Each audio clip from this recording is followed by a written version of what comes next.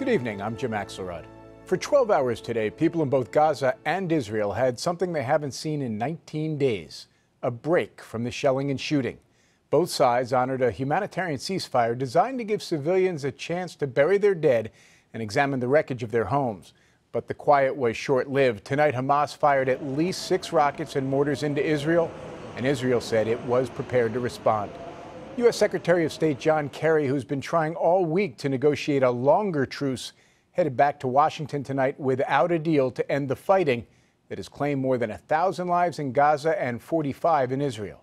We have 3 reports tonight, beginning with Barry Petersen in Gaza. It was a day for the dead, their bodies removed from the rubble. And a day for the living. People who fled the shelling came back to salvage what they could, no matter how mundane. Mohammed Abu Halima was stunned when he saw his house today for the first time since the war started. 35 members of the family had lived here. Demolished. Damar.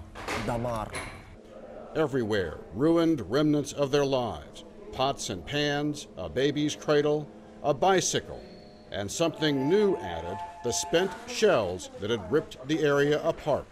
Do you feel that this war should go on, or do you think it should stop? This is a miserable situation, he said. I just want it to end. His brother Ali lived upstairs with his wife and 9 kids. The pre-dawn shelling punctured the roof without warning. The children were sleeping, he said. My wife and I just grabbed them in our arms and ran away. They now live at a UN school where there are so many other refugees that the family could only find room in the stairwell. And for all that, they insist they will start over. And another sign of resilience, look at the main market, where farmers brought fresh produce to an area that had been abandoned during the fighting. People hurried to take advantage of a day of peace. Once empty streets were so jammed today that even donkey carts got stuck. And here was resilience at its best, kids having fun. In a city that has echoed with the sounds of war for more than 2 weeks, today, if only for a few hours, there was the lovely sound of laughter. The ceasefire was a recess that didn't really solve any of the issues.